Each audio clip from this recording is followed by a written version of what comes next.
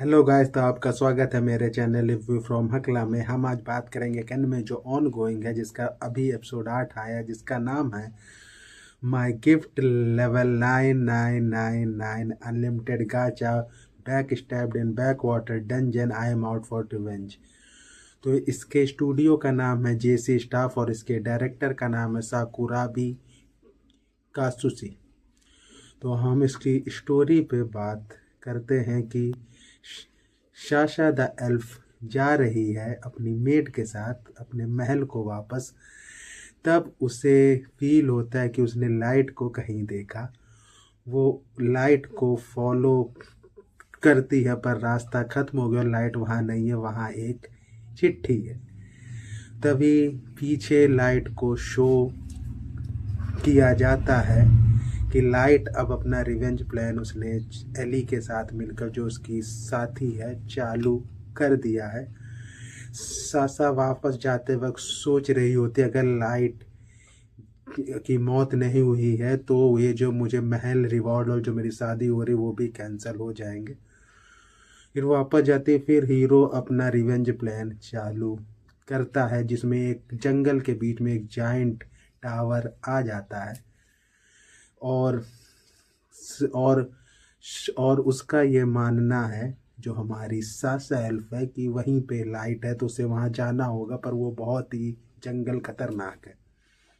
उसके बाद शो होता है हमारा हीरो जो अपनी टीम के साथ जा रहा है और दो एल्फ उसके पास आते हैं जो उसकी फीमेल ह्यूमन कंपेनियन को अपने साथ लेना चाहते हैं, पर जो उसकी साथ में है वो साफ उसे मना कर देती, जिससे एल्फ को अच्छा नहीं लगता है।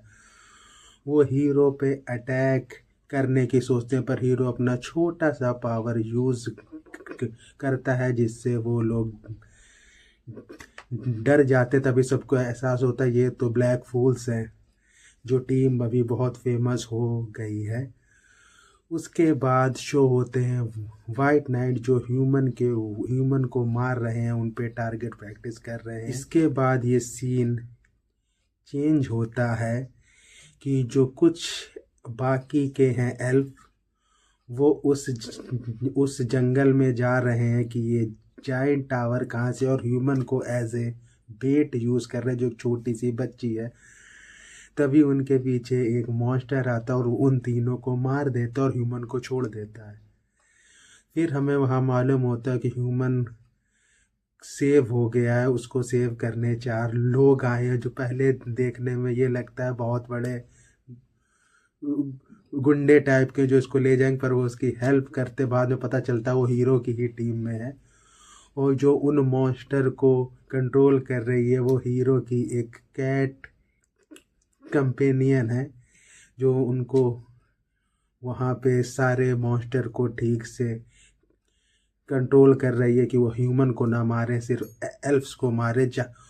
उसके बाद जो हीरो की एक दूसरी कंपेनियन है, जो उस प्लान में साथ में हिस्सा है, जिसका नाम है एली, उसकी और हमारी कैट कंपेनियन की बहस होती है और कैट कंपेनियन उसे धमकी देती कि जो भी मुझे फील होगा कि मेरे मास्टर के लिए सही नहीं है, मैं उसे मार दूंगी। ये बहुत ही अच्छी बात होती है उनकी। और उसके बाद सीन चेंज होता है, शो करते हैं वाइट नाइट के कैप्टन को कि उनकी और राज्य के चांसलर की बहस हो रही है, क्या वाइट नाइट को वहाँ भेजना चाहिए। दोनों की बहस होती है। चांसलर वाइट नाइट को भेजना चाहता है, पर वाइट नाइट का कैप्टन कहता है कि हमें वहाँ की जानकारी सही नहीं है, तो हम अपनी टीम को नहीं भेजेंगे। तब सब लोग क्वीन की ओर देखते हैं और क्वीन भी वाइट नाइट के कैप्टन की बात से सहमत होती है। उसके बाद इसमें शो होता है कि क्वीन और कोई नहीं, वाइट नाइट की माँ है, वहाँ नहीं भेजना चाहती है।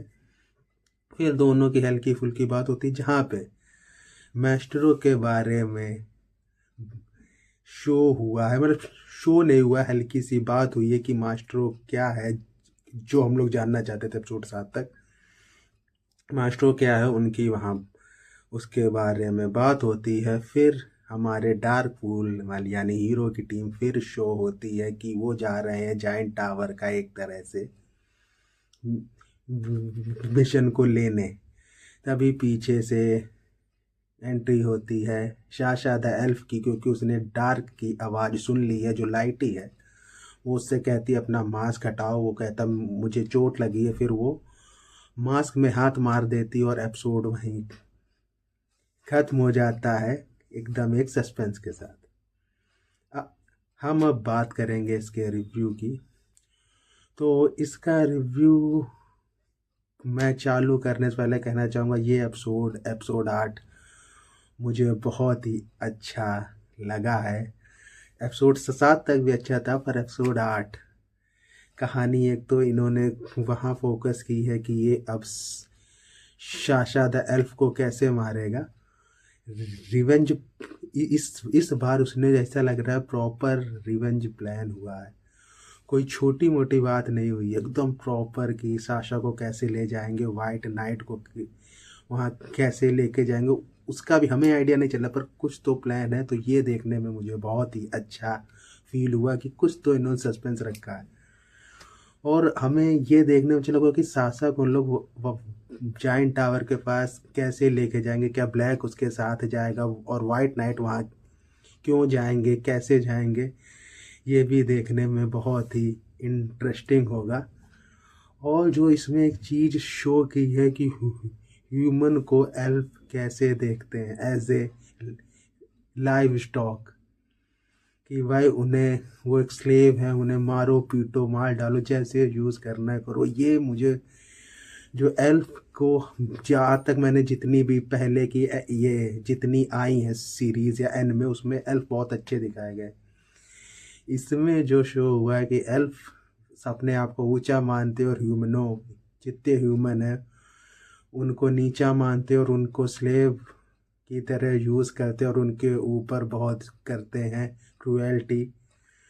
तो ये बहुत अच्छा है। और इसमें अब एक चीज़ मुझे और ठीक फील हुई कि जो हमारे हीरो के दूसरे कमांडर थे इस बार उनका भी यूज़ हो रहा है।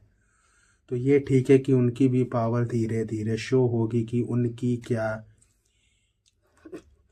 क्या कैपेबिलिटी है। और इसमें हमारे हीरो को बहुत ही शांत इस बार शो हुआ है कि वो बाकी ह्यूमन की हेल्प करने की कोशिश नहीं कर रहा है उतनी जितनी ह्यूमन की उन लोग हेल्प या सेव कर पा रहे हैं उतनों को ही सेव कर रहे हैं। वो दौड़ दौड़ के बाकी ह्यूमन की हेल्प नहीं कर रहा है। तो चाहे उसके पास ताकत है पर वो रियलिटी को एक तरह से उन लोग फॉलो कर रहे हैं, प्लान को फॉलो कर रहे हैं।